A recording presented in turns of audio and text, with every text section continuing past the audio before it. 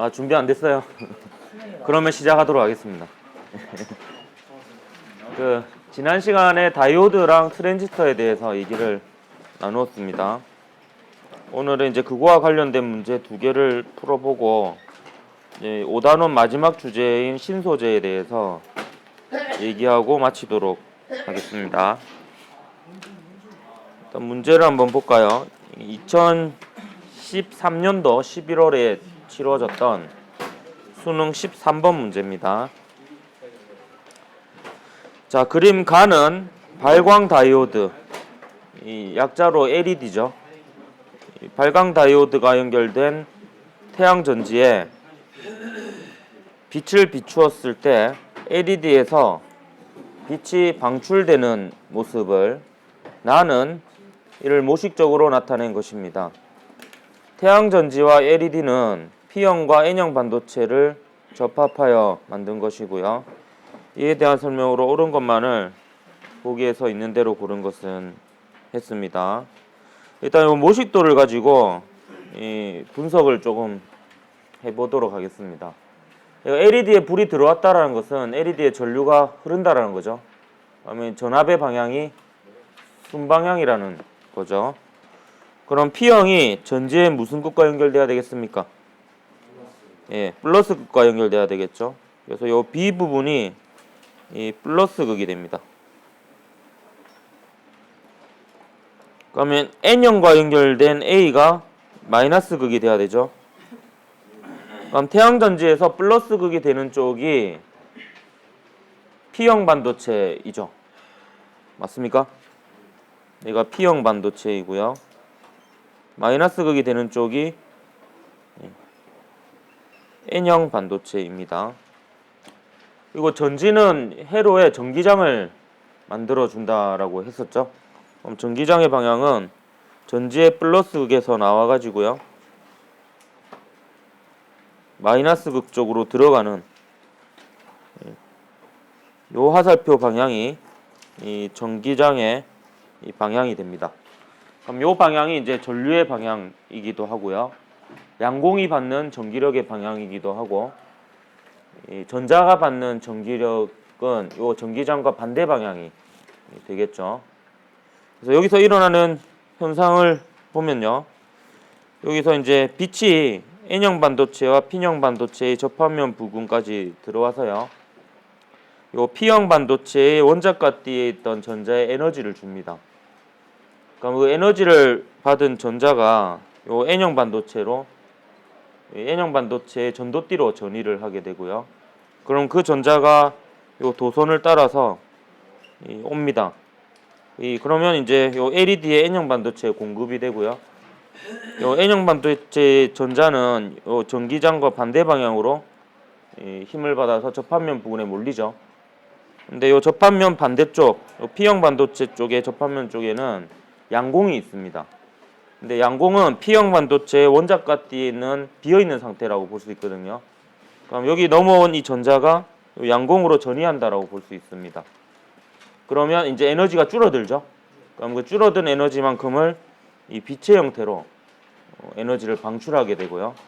그럼 이 낮아진 상태의 전자가 다시 요 태양 전지의 P형 반도체에 공급이 됩니다. 그럼 아까 여기서 전자가 하나 여기로 갔었잖아요. 그럼 그 빈자리를 채워주는 거죠. 그럼 또 이 사이클이 반복이 됩니다. 그럼 여기서 또 빛으로부터 에너지를 받아서 P형 반도체의 원자과 띠에 있던 전자가 또 N형 반도체의 높은 에너지 띠인 전도띠로 올라가게 되는 거죠. 그럼 그게 또 마이너스 극을 따라 나옵니다. 그러면 아까 여기서 또 접합면에서 전자가 이쪽으로 넘어갔었잖아요.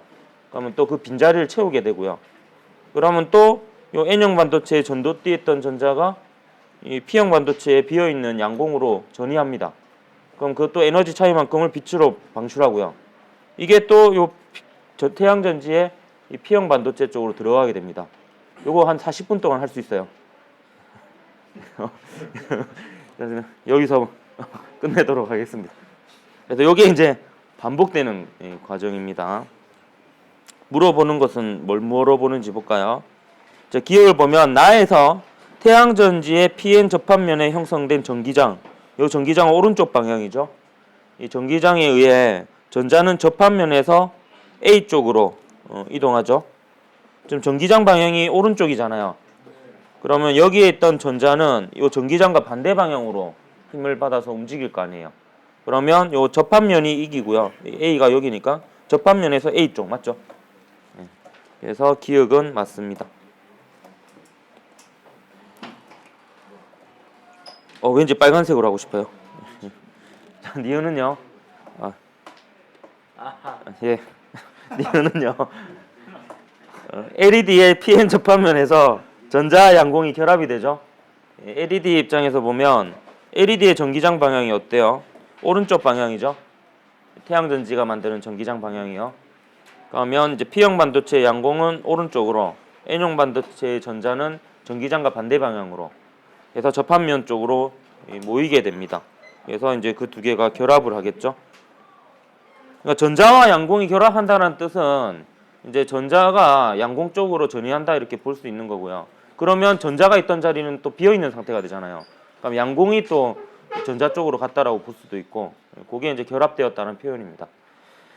이것을 보면 가에서 집게 AB를 서로 바꾸면요, 요 두 개를 바꿔서 연결한다라는 거죠. 그러면 역방향으로 전압이 걸리겠죠. 그러면 전류가 흐르지 않죠. 그래서 LED에 불이 들어오지 않습니다.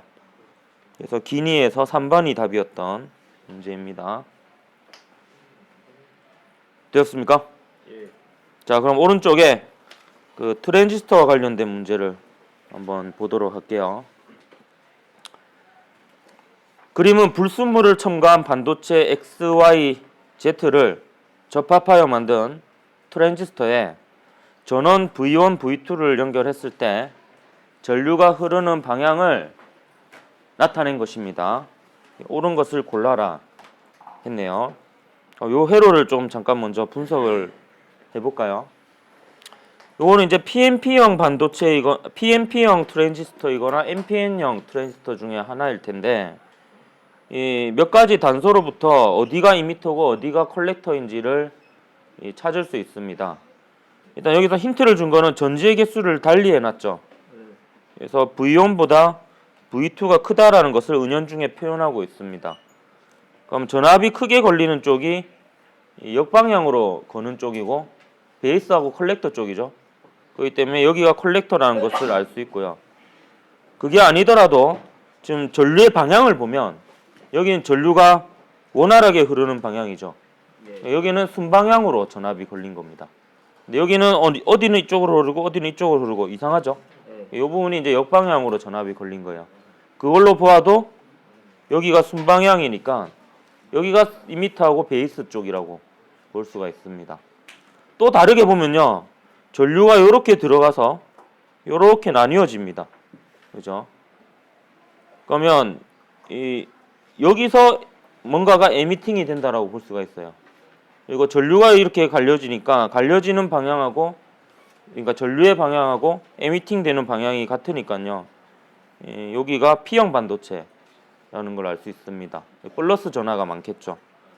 여기가 아까 순방향이라고 했으니까 플러스가 P형과 연결되고 마이너스가 N형과 연결되겠죠. 이런 모든 것을 종합해 보았을 때 이거는 NPN형이 아니죠. PNP형 트랜지스터이고, 여기가 이미터, 여기가 베이스, 그리고 Z쪽이 컬렉터인 이런 회로가 되겠습니다. 그럼 요 이미터 쪽에 흐르는 전류를 IE라고 할게요.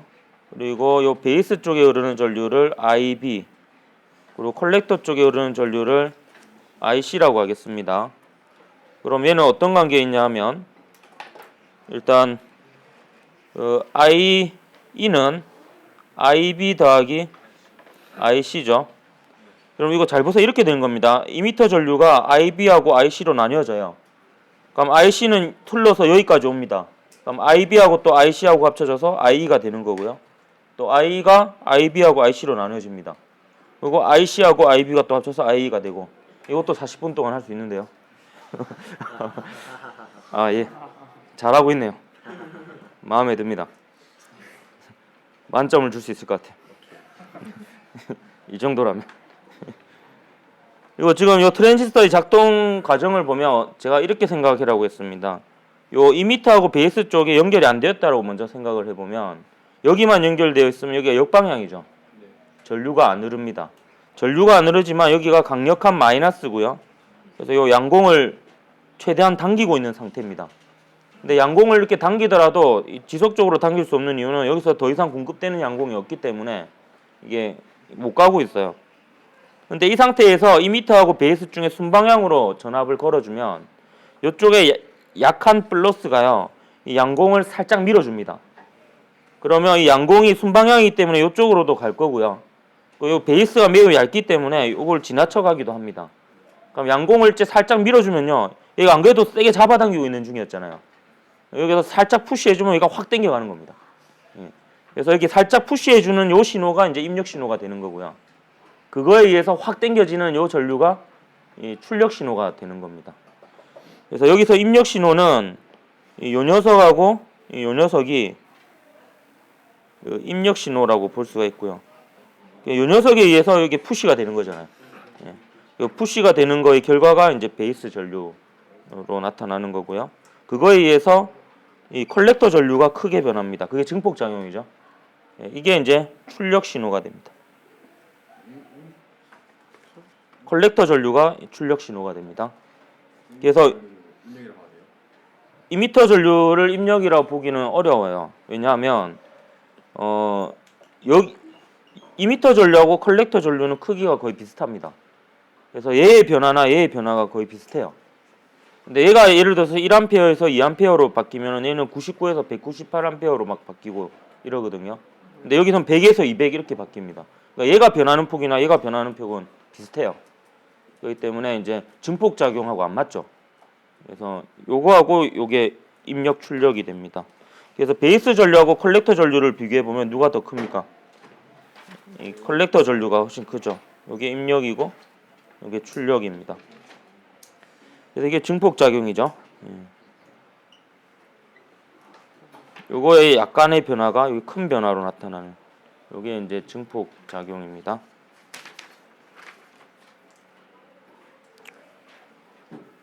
문제에서는 뭐 물어보는지 볼까요? 생각보다 문제에서는 물어보는 게 좀 간단합니다. 일단 기억 보면 X는 N형 반도체이다. 틀렸죠? X는 P형 반도체였습니다. Y는 N형 반도체죠. 그러면 Y는 첨가한 불순물이 뭐를 형성하겠어요? 예, 전도띠의 전자를 형성하겠죠. 그렇기 때문에 틀렸고 답은 그럼 D급밖에 없겠네요. 그죠? 트랜지스터는 약한 전기 신호를 강한 전기 신호로 바꾸는 증폭 작용을 하죠. 그래서 D급만 맞아서 2번이 답이었던 문제입니다. 자, 이제 다이오드 트랜지스터 마무리요. 마지막으로 신소재에 대해서 얘기를 하도록 하겠습니다.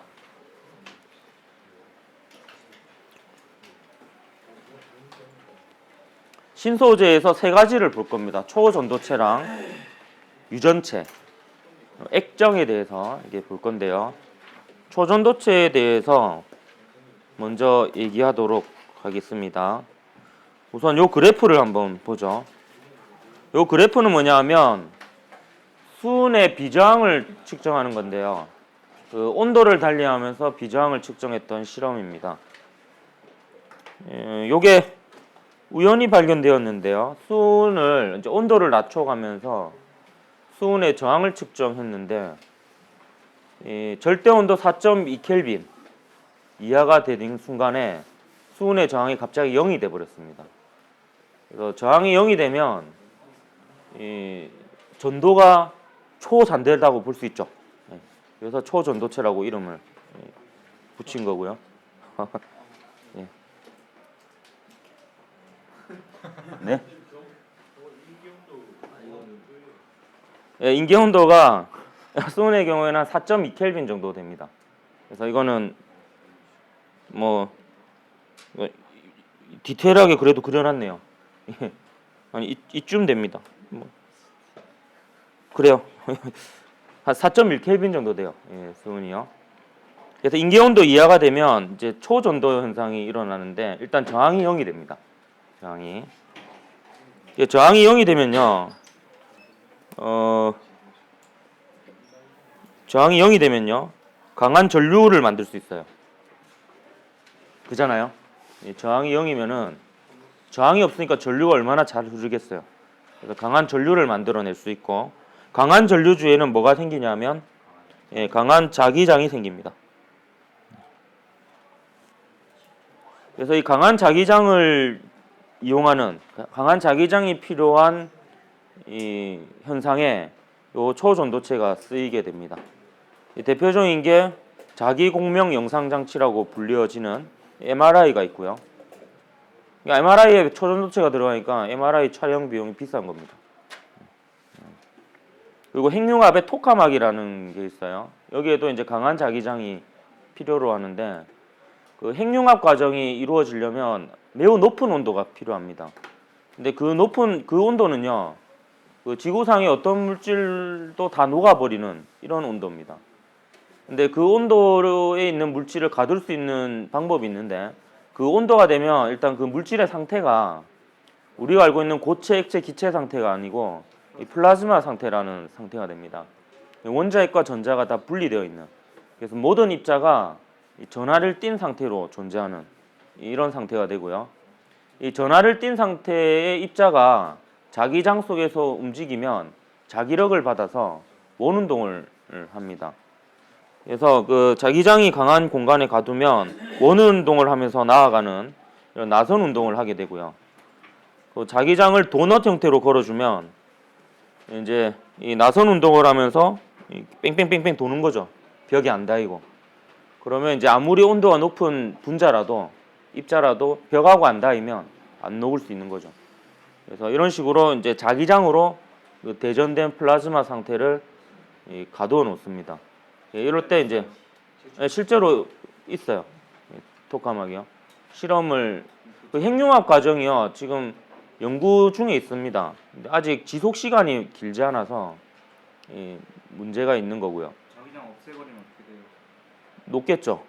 그대로 꺼져요. 글쎄요. 뭐 고려되지 않겠습니까? 다 녹아버리지 않겠나요? 그럴 것 같아요.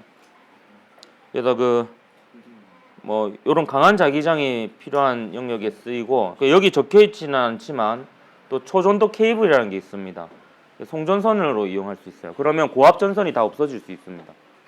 왜냐하면 고압 전선이 필요한 이유가 손실 전력을 줄이기 위해서 전압을 높이는 거거든요. 근데 저항이 0이 돼 버리면 굳이 높은 전압으로 보낼 필요가 없습니다. 그러면 그냥 땅에 깔거나 뭐 우리 주변에 있어도 전혀 위험하지 않게 돼요. 그렇게 보낼 수 있는 세상이 됩니다. 그 다음에 또 초전도 현상은요, 인계온도 이하가 되면, 지금 논의는 인계온도 이하일 때를 얘기하는 겁니다. 초전도체라도 인계온도 이상일 때는 아무 현상이 일어나지 않습니다. 인계온도 이하가 되면 또 다른 현상이 일어나는데, 내부 자기장이 0이 됩니다. 요걸 이제 마이스너 효과라고 하는데요. 사람 이름이니까 제가 파란색으로 적을게요.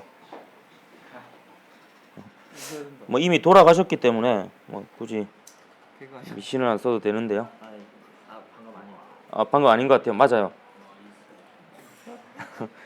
애매하다 싶으면 웃어요. 예. 뭔가 아까 처음에 그 의지와는 지금 의지가 많이 죽었는데 다시 지금 만점에서 깎이고 있어요. 자, 이건 어떤 얘기냐면 이런 겁니다. 지금 고온, 조온 이렇게 되어 있죠. 이건 인계온도 이상일 때의 상태인데요. 이게 초전도체고요. 인계온도 이상일 때는 얘가 외부 자기장에 반응을 하지 않습니다. 외부에 자기장을 걸어줘도요, 얘가 자기화가 거의 안 됩니다.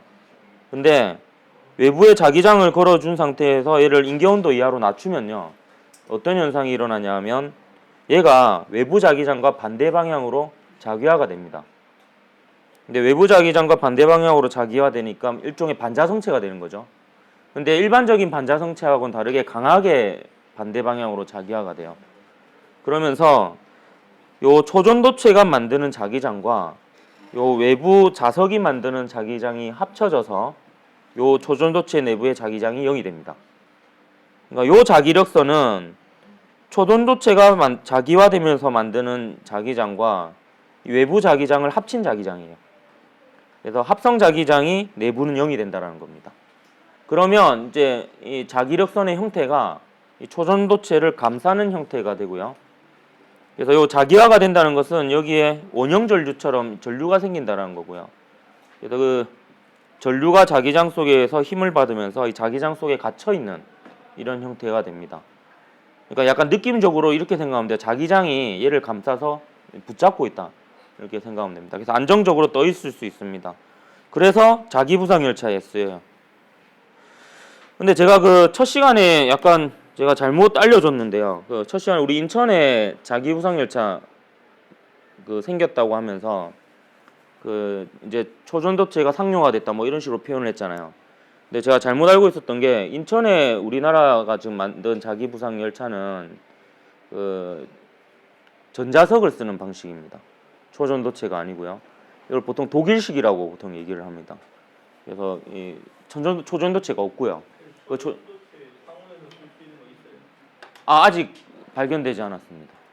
발견되지 않았고 그걸 목표로 하고 있어요. 온도 목표로. 계속 낮추는 상태 유지시켜줘요. 네. 압력감 네, 그거는 제가 좀 이따 바로 얘기를 해줄게요. 일단 그 자기부상 열차 얘기를 좀 마무리하면은 우리나라는 지금 독일식을 도입을 한 거고요. 그 일본식은 초전도체를 쓰는 방식입니다. 그래서 그 일본에서 만들고 있는 게 지금 현재로서는 그 자기부상 열차 중에 최고 속도를 기록하고 있어요. 작년에 기록을 한번 깼는데요. 시속 600km를 넘겼습니다. 비행기보다 빠른 거 아니에요? 어떤 측면에서는 고도가 낮은 비행기의 속도보다는 빠르다라고 볼 수도 있어요. 그래서 그 초전도체를 이용한 그 자기부상 열차가 좀 더 빠르게 구현을 할 수 있는 게 좀 더 많이 뜹니다. 간격이 넓고요. 우리나라랑 독일식 같은 경우에는 전자석으로 띄우는 것은 한 8mm 정도 뜬대요. 8mm요. 이렇게 해가지고 그래도 떠 있다는 게 중요하죠. 그러면 마찰이 없으니까 부드럽게 갈 수가 있습니다. 그래서 장단점이 있어요. 그 전자석으로 한 것은 이제 초기 비용이 좀 적게 들고요. 대신에 이제 속도의 한계가 좀 있고요. 근데 초전도 방식은 이제 설치 비용이 많이 드는 대신에 좀 속도가 빠르고 그리고 안정적으로 들 수 있는 이런 장점이 있습니다. 코너 돌 수 있어요. 뭐 코너는 구조적으로 만들면 돌 수 있겠죠. 떠 있는 거 아니에요? 네, 멈추는 방식은 그 자유로 드롭이 멈추는 방식과 유사한데요. 지금 실제로 그냥 일반적인 열차도 그 방식을 쓰는데 전자기 유도 방식으로 이제 멈춥니다. 그래서 어떤 식으로 멈추냐면 레일이 금속이잖아요. 금속이고 그 금속 주변에 전자석으로 자기장을 딱 걸어줍니다. 그러면 이 자석이 그 금속 도선 주위에 움직이는 거잖아요. 그럼 거기에 유도 전류가 생겨요. 근데 유도 전류에 의한 자기장이 원래 자석에 하고 상호작용을 해서 그 운동을 방해하는 힘이 생기게 되거든요. 그래서 그 힘으로 제동이 됩니다. 실제로 지금 일본의 신칸센 같은 경우에는 그 방식으로 제동을 합니다. 부드럽게 이게 그러니까 막 자동 기차 쓸 때 보면 끼익 하는 소리가 들리잖아요. 그 마찰식으로 제동을 하는 거고요. 그 방금 말한 전자기 유도 방식으로 제동을 하면 무소음으로 제동이 됩니다. 그런 부분이 있어요. 그 초전도체 아까 상온 초전도체 물어봤는데요. 그 고온 초전도체라고 들어봤습니까? 이 고온 초전도체는 뭐냐하면 그 원래 최초의 그 초전도체에 관한 이론에서는 그 인계 온도가 30켈빈 이상인 물질은 없을 거라고 생각을 했습니다. 근데 1986년에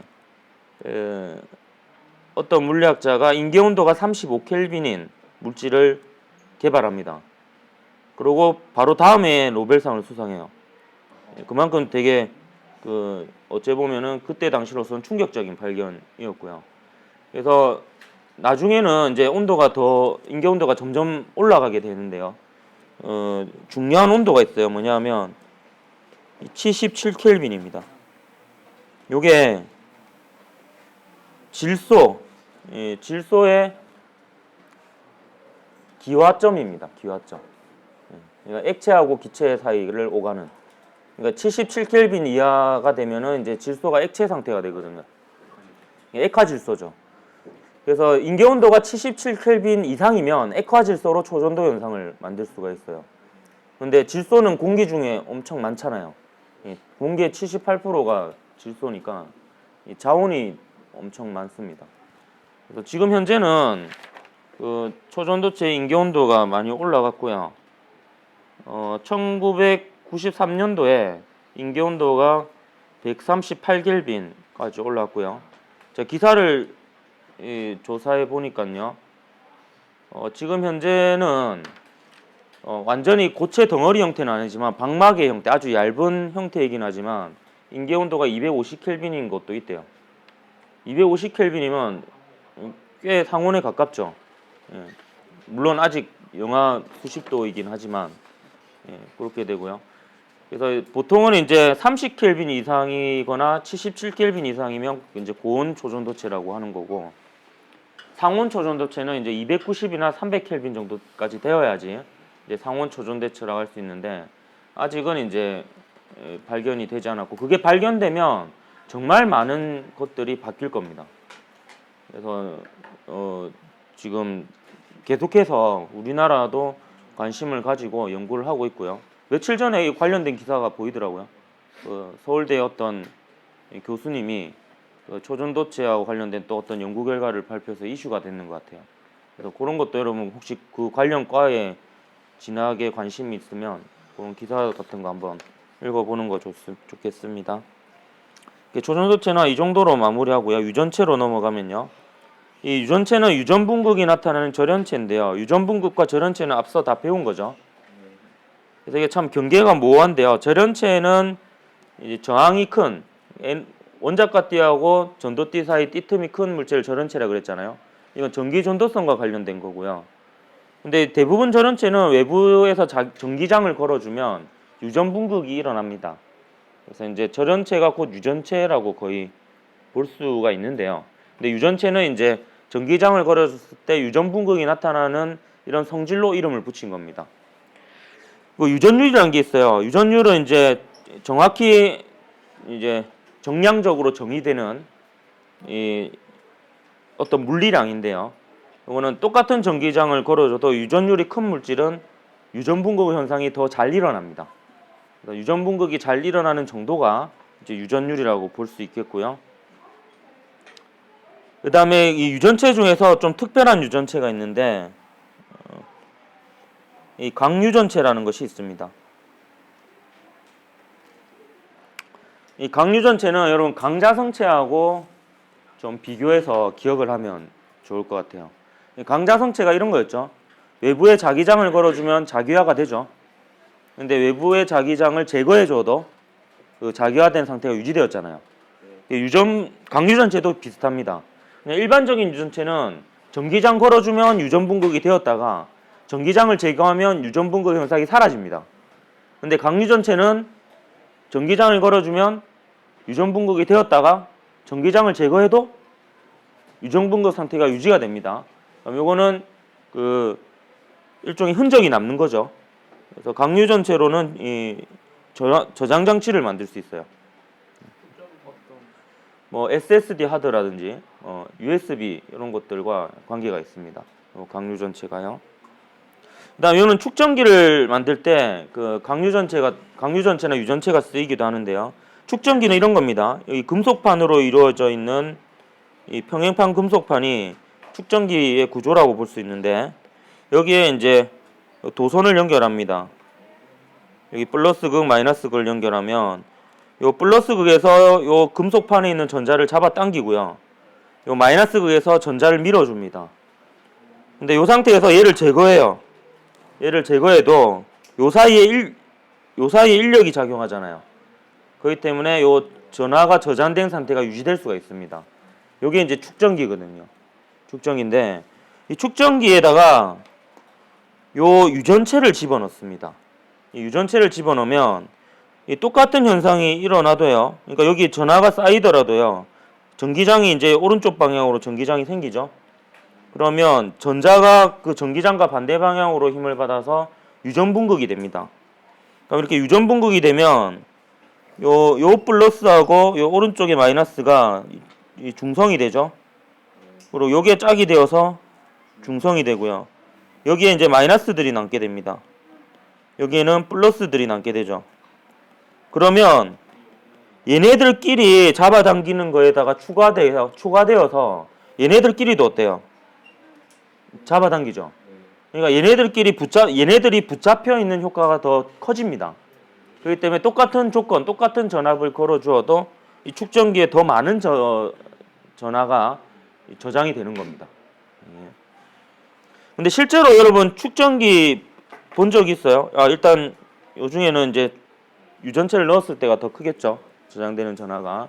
실제로 축전기가 여러분 모양이 어떻게 생겼냐면 이런 원통형으로 이렇게 해가지고 이렇게 생겼어요. 근데 요거는 안에 어떻게 돼 있냐면 요 평행한 금속판이 이렇게 말려 있습니다. 이렇게 말려 있고 요 안에 이제 요 유전체가 이렇게 차져 있는 거예요. 차 있어가지고 이 전하를 저장하는 장치가 됩니다. 그래서 보통 이 축전기의 전기 용량이 전하를 저장하는 용량이 큰 녀석은 좀 두껍죠. 그게 이제 금속판이 많이 감겨 있으면 많이 저장할 수 있습니다. 자, 요게 이제 유전체고요. 이제 하나 남았습니다, 여러분. 조금만 힘내십시오. 이제 액정 표시 장치인데요.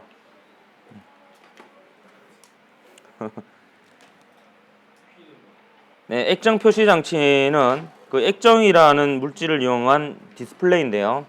이 액정은 액체와 이 결정을 합친 합성어라고 볼 수가 있겠습니다. 액체하고 결정을 합친 말이고요. 그래서 얘는 두 가지 성질이 있어요. 액정이란 물질은 액체하고 관련된 유동성이 있고요. 그 결정과 관련된 이 방향성이 있습니다. 이건 이제 고체의 성질이라고 볼 수도 있고요. 이런 성질이 있습니다. 액정은. 그래서 LCD는 뭐의 약자냐면 리퀴드 크리스탈 디스플레이입니다. 리퀴드가 이제 액체죠. 크리스탈이 결정이고요. 이 디스플레이가 이제 표시 장치를 나타내는 거죠. 액정은 어떤 성질이 있냐면 일단 가만히 놔두면 이 액체처럼 흐릅니다. 그래서 이제 좀 제멋대로인 방향으로 배열이 돼요.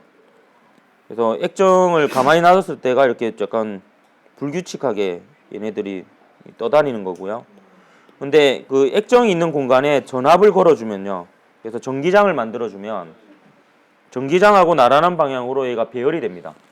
그래서 같이 휴대폰 액정이나 뭐 모든 액정 디스플레이를 얘기합니다. 그 액정 디스플레이 안에는 요게 액정이 들어 있습니다. 그래서 물론 이게 되게 얇아요. 그래서 요게 아주 낮은 전압으로 이렇게 배열을 만들 수 있습니다. 그러니까 결정 구조가 딱 규칙적이잖아요. 그래서 마치 결정처럼 보인다고 해서 이제 결정이란 말이 들어가는 거죠. 액정 안 끼면 말랑말랑해야 되나? 근데 그 액정으로 되어 있는데 액정 앞과 뒤에 요 평광판이 있어요. 평광판이 보통 이제 유리나 플라스틱으로 되어 있는 투명한 평광판이 있습니다.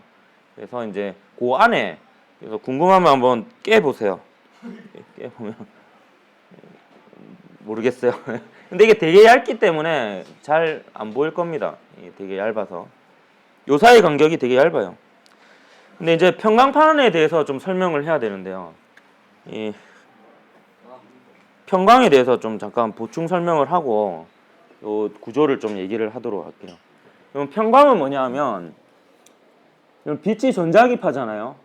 전자기파고 전자기파라고 하는 것은 전기장과 자기장의 진동이 끊임없이 반복되면서 퍼져나가는 겁니다. 근데 전기장하고 자기장 중에서 누가 에너지가 더 절대적으로 크냐 하면 전기장의 에너지가 더 커요. 그래서 보통 전자기파의 진동 방향이라고 하는 것은 전기장의 진동 방향을 얘기합니다. 근데 전기장의 진동 방향이요. 만약에 빛이요. 우리 쪽으로 다가오고 있다고 합시다. 그러니까 지면을 뚫고 나오고 있다고 하면 전기장의 진동 방향이 자연적인 빛에는 다양한 진동 방향의 전기장이 다 있습니다. 그러니까 이렇게 진동하는 빛도 있고요. 이렇게 진동하는 빛도 있고 이렇게 진동하는 빛도 있고 이렇게 진동하는 빛도 섞여 있습니다. 이런 빛이 옵니다. 그런데 이 빛을요. 평광판을 통과시켜요. 이 빛을요. 이게 평광축이 이런 평광판으로 통과시킨다고 합시다. 그러면 이 평광축을 모식도로 그린 이 모양은 뭘 뜻하냐면 채라고 생각하면 되겠습니다. 그래서 요 방향하고 같은 방향의 성분은 남기고요. 요 방향과 수직인 방향 성분은 차단을 시켜 버리는 거예요. 그러면 이렇게 해서 통과한 빛은 이제 이렇게 진동하는 성분만 남게 됩니다. 그러면 이렇게 한쪽 방향으로 진동한 빛을 이 편광이라고 합니다. 편광. 대학선문으로 하는 예? 대학선문하고 또 위로하고 왼쪽이랑 지성분이 있는데 대각선은요, 이 성분을 나눌 수 있어요. 그러니까 이쪽 방향 성분하고 이쪽 방향 성분을 나눌 수 있죠. 그러면 얘를 이렇게 통과시키면요, 얘는 차단됩니다. 요 성분은요. 근데 얘만 통과됩니다. 그러니까 일부만 통과하는 거죠. 일부만. 그래서 어쨌든 나중에는 한쪽 방향만 남습니다. 그럼 요 방향만 남은 거를 갖다가 평광판의 평광축이 요렇게 된 곳으로 통과시키면 얘가 통과하겠어요? 통과 못 하겠어요? 예, 통과 못 하게 되는 겁니다. 예, 요게 이제 평광입니다. 그럼 선글라스 있잖아요. 선글라스. 선글라스의 원리는 뭐냐면 이런 겁니다. 요 평광 선글라스라는 게 있거든요. 그럼 바닥에 빛이 반사가 됩니다. 빛이. 그러면 요 전자기파 안에는 자연광은요, 이렇게 지면을 뚫고 나왔다가 지면을 뚫고 들어가는 이런 방향의 그 진동 성분도 있고요. 요렇게 진동하는 성분도 있습니다. 그래서 요렇게 진동하는 전기장들이 이렇게 오는데요. 바닥과 반사된 이후에는 어느 방향의 진동 성분만 남냐면은 요 방향의 성분만 남게 됩니다. 요 방향에. 자, 그렇게 되면 이게 우리 눈으로 다가온다라고 생각하면 이렇게 진동하는 빛만 우리 눈으로 오게 되는 거죠. 이렇게 진동하는 빛만요. 그러면 선글라스는 어떻게 구조가 되어 있냐면 선글라스는 이렇게 되어 있는 거예요. 이렇게 되어 있으니까 이 바닥에서 반사되어서 평광된 빛들은 차단해 줍니다. 그래서 반사광들을 다 차단하니까 눈이 좀 덜 부신 거죠. 바닷가에서는 이제 물에서 반사된 빛을 차단해 주는 거고요. 그래서 사진에다가 이걸 달면은 이제 반사광들을 제거해 주니까 사진이 깨끗하게 나옵니다. 그래서 요런 게 이제 평광이에요. 3D 안경은 뭐냐? 3D 안경은 3D 영화관에 있는 거 있죠? 요거는 요렇게 돼 있는 거예요. 그래서 그 오른쪽 눈에 해당하는 화면은 요렇게 평광된 빛으로 보내고요. 왼쪽 눈으로 해당하는 카메라로 찍은 화면은 요렇게 평광된 빛으로 보내줍니다. 그러면 요 빛은 여기로만 통과하고 여기는 통과 못 하는 거죠. 요 빛은 여기는 통과하고 여기는 통과 못 해요. 그래서 각각 따로 보이는 겁니다. 요게 이제 다 평광을 이용한 겁니다. 그래서 이제 LCD는 평광판을요, 이렇게 수직으로 한 평광판 사이에 이제 액정을 안에다가 집어넣는 겁니다. 그리고 요거 하나가 한 픽셀을 얘기하는 겁니다. 이게 가장 작은 단위 있죠. 화면을 나타내는 한 픽셀이고요. 요게 이제 LCD의 뒷면입니다. 요 뒷면에는 백라이트라고 해서 뒤에 있는 빛이죠. 백라이트라고 해서 항상 켜져 있어요. 백라이트는 주로 LED를 씁니다. 백색 LED를 써요. 그래서 이제 백라이트가 항상 켜져 있고요. 여기 만약에 액정이나 이런 게 아무것도 없으면요, 빛이 이게 다 차단돼요. 여기가 이제 전면인데 앞부분인데 요 빛은요, 요쪽에 처음에 최초의 빛은 모든 방향으로 진동하는 빛이 다 있는데 첫 번째 평광판을 통과하면 요 성분만 남는 거죠. 그럼 얘가 이제 두 번째 평광판을 통과 못 해요. 통과 못 하는데 요 사이에 액정을 집어넣고 전압을 안 걸어주면요, 이 액정이 유동성에 의해서 지멋대로 배열되어 있고요. 그럼 빛이 지나가면서 요 액정과 상호작용해서 요 진동 방향이 비틀어져서요, 막 이게 다시 여러 가지 진동 방향으로 생깁니다.